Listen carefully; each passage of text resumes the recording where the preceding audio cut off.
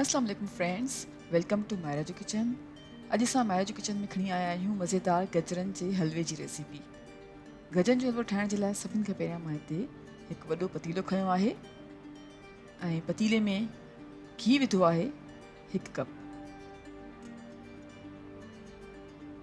घी जीअं थोरो गरम थींदो ऐं पिघलंदो त हाणे साइड कंदासीं कद्दूकश कयल गजरा जेके आहिनि 5 किलो।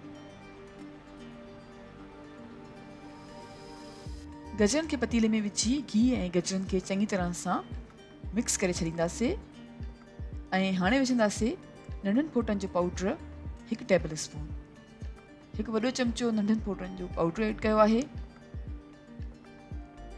ऐं हाणे ढक ॾींदासीं ऐं ढक ॾेई तक़रीबन 10 खां 15 मिनट्स ताईं हल्की बाहि ते पचाईंदासीं।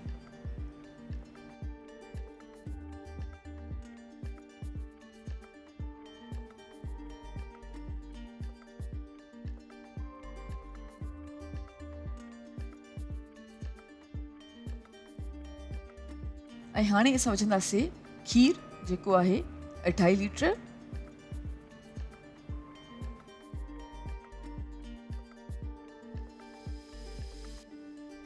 खीर विझी चङी तरह सां मिक्स कंदासीं ऐं हाणे गजरनि ऐं खीर खे पचण ॾींदासीं तक़रीबन 15 खां 20 मिनट्स ताईं हल्की बाहि ते, त जीअं गजरा ॻरी वञनि। 15 खां 20 मिनट्स ताईं गजरनि ऐं खीर खे असां पचायो आहे हल्की बाहि ते ऐं हाणे गजरा नरम थी वियूं आहिनि ऐं खीर बि थोरो घाटो थी वियो आहे। त हाणे असां विझंदासीं कंडेंस्ड मिल्क जेको आहे 14 आउंस ऐं तक़रीबन 1 कप जे बराबरि आहे।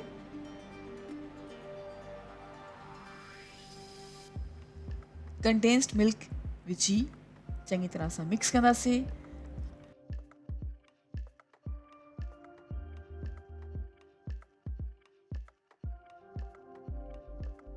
हाणे वरी ढक ॾेई करे तक़रीबन 10 खां 15 मिनट्स ताईं हल्की बाहि ते पचाईंदासीं। 10 खां 15 मिनट्स ताईं ढक ॾेई करे हल्की बाहि ते पचाइण खां पोइ असां हाणे ढक हटाए छॾियो आहे ऐं गजरनि ऐं खीर खे पचाईंदासीं 10 खां 15 मिनट्स ताईं ऐं विच विच में असां चमचो हलाईंदा रहंदासीं त जीअं हेठां गजरा लॻनि न ऐं मिक्स थींदा रहनि।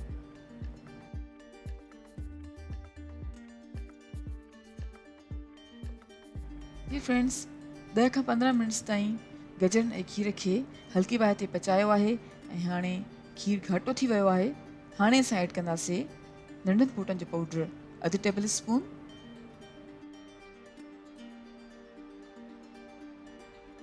ऐं खंडु ऐड कई आहे 1 कप जे बराबरि।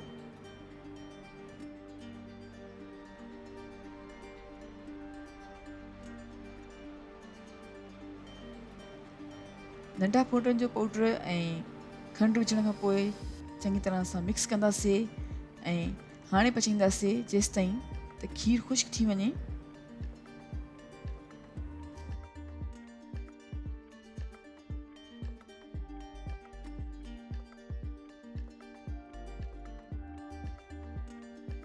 खीर हाणे तक़रीबन ख़ुश्क थी वियो आहे त हाणे विझंदासीं ज़ाफ़रान 1/2 टीस्पून,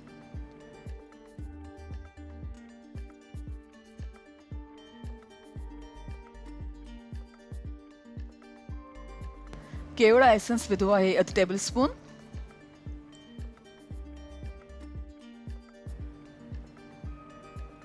ऐं ज़ाफ़रान एसेंस विझी थोरो पचाईंदासीं ऐं हलवो मुकमल ख़ुश्क थी वियो आहे त हाणे असां विझंदासीं ख़ुश्क खीर पाउडर्ड मिल्क जेके चवंदा आहिनि 1 कप।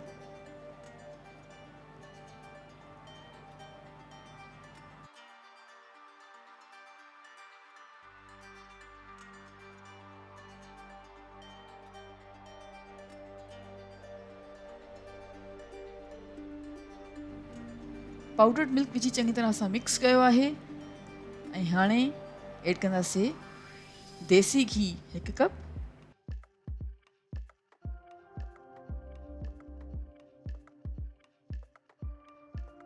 ऐं देसी घी विझी करे चङी तरह सां मिक्स कंदासीं ऐं हलवे खे हाणे तक़रीबन 1 खां 2 मिनट्स ताईं चङी तरह सां भुञंदासीं।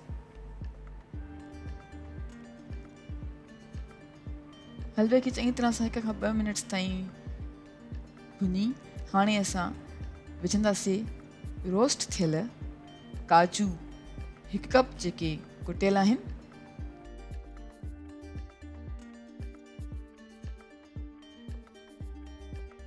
ऐं रोस्ट थियल ऐं कुटियल पिस्ता आहिनि 1 कप, उहे ऐड कया आहिनि, ऐं कुटियल रोस्ट थियल बादामियूं आहिनि 1 कप। इहे सभई ड्राई फ्रूट हलवे में विझी चङी तरह सां मिक्स कंदासीं।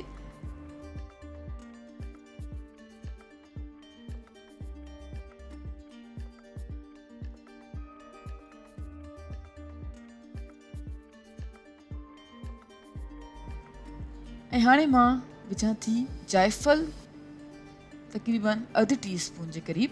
जीअं तव्हां वीडियो में ॾिसी रहिया आहियो त मां हिकु साबित जायफल खयो आहे ऐं उनखे कद्दूकश करे विझां थी। तव्हां चाहियो त जायफल जो पाउडर अधु टीस्पून विझी सघो था।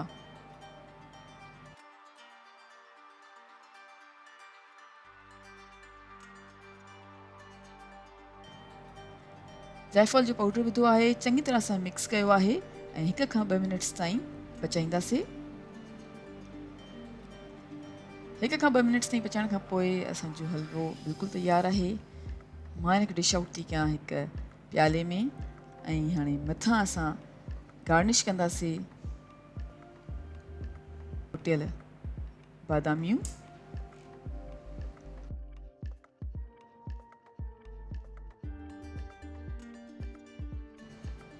कुटियल पिस्ता ऐं थोड़ो कद्दूकश कयल माओ विधो आहे ऐं असांजो मज़ेदार गजरनि जो हलवो बिल्कुलु तयारु आहे।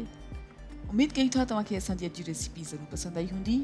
Thank you so much for watching. असांजी वीडियो खे लाइक कजो ऐं असांजे चैनल खे सब्सक्राइब ज़रूरु कयो। मां इंशाल्लाह मुलाक़ात कंदमि तव्हां सां हिकु ॿी वीडियो में। तेसिताईं अल्लाह हाफ़िज़।